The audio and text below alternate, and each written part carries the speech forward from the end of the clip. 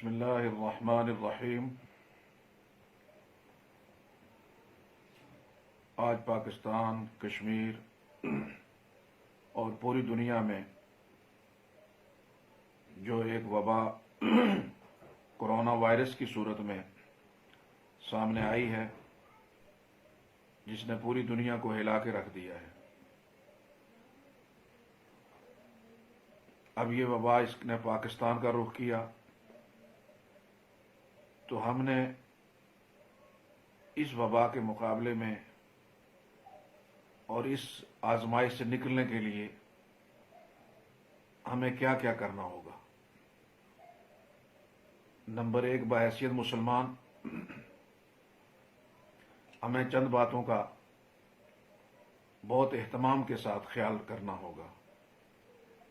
Number एक, खुद एहतसाबी। अगर हम में से हर आदमी खुद एहतसाबी से गुजरेगा तो मेरे ख्याल में उसे बहुत सारी अपनी गलतियां, बहुत सारी अपनी खामियां उसे नजर आएंगी।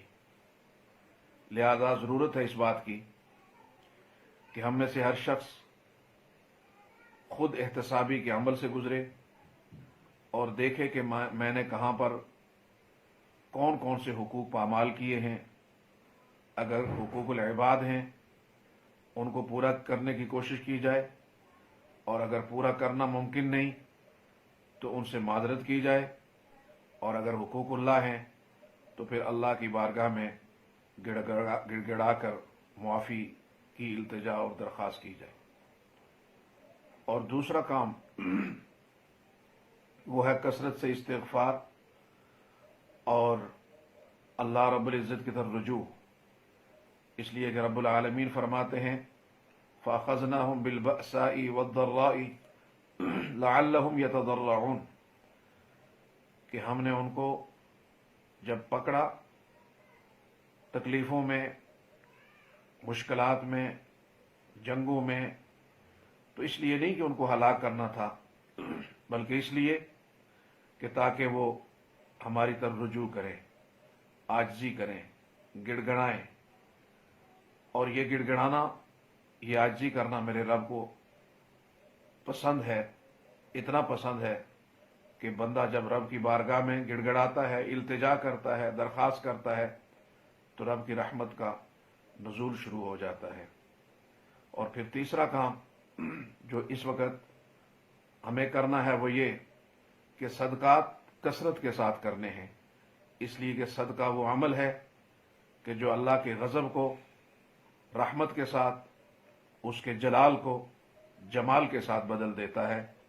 लिहाजा हमें इस वक्त देखना होगा कि हमारे आसपास, हमारे पड़ोस में, हमारे आसपास कहीं ऐसा ना हो कि कोई ऐसा शख्स फाका बैठा हो, उसको खाने की अशिया मुयस्सर ना हो। कोई हमारा अजीज़ व अकारिब में से कोई ऐसा शख्स कि उसकी ज़रूरियात अब पूरी ना हो रही हों, तो हमें उसकी ज़रूरियात का ख्याल रखना होगा। तो लिहाजा ये वो आमाल हैं जो हमें ज़ाती तौर पर करने हैं। फिर जहाँ तक इबादात का ताल्लुक़ है, तो इबादात के लिए हमें घरों के अंदर अल्लाह रब्बुल इज़्ज़त ने ये मौका दिया है कि हम अपने अपने घरों में इस वक्त क़याम पज़ीर हैं, तो हमें अपने घरों को, हर घर इबादत खाना बन जाए, वहाँ पर नमाजें जमात के साथ अदा की जाएं, सारी फैमिली गट्ठी मिलकर तो नमाज पढ़े, जमात के साथ घरों में नमाज पढ़ें। और फिर उसके बाद अगर कोई आदमी घर से किसी तरह, अल्लाह महफूज फरमाए, अगर वो इस वायरस का शिकार है तो उसे अलग कमरा दिया जाए और अलग जगह रखे जाए। और अगर उसकी तबीयत ज़्यादा ख़राब हो तो फिर मुतल्लिका इदारों और हस्पताल और डॉक्टर से रुजू किया जाए। तो इन चीज़ों का भी हमें ख्याल करना है। और फिर सबसे बढ़कर हमें इस वक्त जो हमारे दोस्त अहबाब हैं उनसे गुजारिश करूंगा मैं कि जो मुअम्मर लोग हैं, जो बच्चे हैं, वो मस्जिदों में जमात के साथ नमाज से इन दिनों में वो अपने आप को, अपनी नमाजें अगर घरों में पढ़ें तो ये उनके लिए ज़्यादा बेहतर है बनिस्बत इसके कि वो मस्जिद में जाकर तो नमाज पढ़ें, वो घरों के अंदर नमाजों का एहतमाम करें। और इज्तमाइयत और किसी जगह पर भी اکٹھے ہونا میرے خیال میں وہ اس وبا کی تیزی کا سبب بنتا ہے۔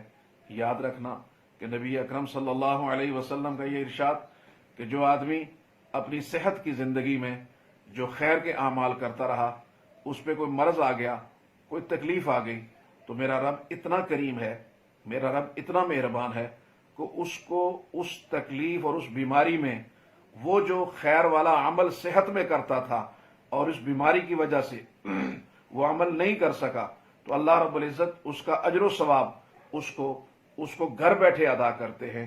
وہ بعض دفعہ بستر پہ لیٹا ہے لیکن وہ زندگی میں تہجد پڑھتا تھا، لیکن بیماری کی وجہ سے اٹھ کے تہجد نہیں پڑھ سکا، تو بستر پہ لیٹا ہے لیکن اللہ اس کو ثواب وہاں بھی دیتے ہیں۔ وہ ہمیشہ جماعت کے ساتھ نماز پڑھتا تھا، بیماری کی وجہ سے وہ جب نماز نہیں پڑھ سکا تو اس کا اجر و ثواب اللہ وہاں بھی اسے عطا کرتے ہیں۔ لہٰذا ہمیں اس کا بھی اہتمام کرنا ہوگا، اور پھر بحیثیت شہری ہمیں حکومت کے اقدامات کو بہت سنجیدگی سے لینا ہوگا۔ ہم نے ابھی تک بہت سارے ہمارے دوست ہیں جنہوں نے اس اہم ترین جو ہے مسئلے کو غیر سنجیدہ لیا ہوا ہے، لہذا اسے سنجیدگی کے ساتھ لینا ہے، اور سنجیدگی یہ ہے کہ گورنمنٹ جو بھی اقدام کرے ان کو بہت سنجیدگی کے ساتھ لے کر گھروں کے اندر رہیں اور غیر ضروری طور پر باہر نہ نکلیں، الا یہ کہ کوئی بہت ضرورت شدیدہ ہو، اس کے اندر بھی کوئی ایک آدھ آدمی باہر جائے جو اس ضرورت کو پورا کر سکے۔ میں یہ سمجھتا ہوں کہ اگر ہم ان اعمال کو لے کر اور پھر ان اذکار کو لے کر اور ان دعاؤں کو لے کر جو نبی اکرم صلی اللہ علیہ وسلم نے ان مراحل میں بیان کی ہیں، اگر ہم ان کو بنیاد بنا کر اگر کریں گے تو یقینی طور پر اللہ رب العزت کی رحمت ہماری طرف متوجہ ہوگی۔ میری دعا ہے کہ اللہ رب العزت اس بھیانک صورتحال سے ہمیں بھی، اس ملک کو بھی، اور پوری امت کو اور پوری انسانیت کو اس سے جو ہے وہ نکالے، اور اللہ رب العزت پوری عالم میں ایک امن کی صورت پیدا فرمائے۔ آمین وآخر دعوانا الحمدللہ رب العالمین۔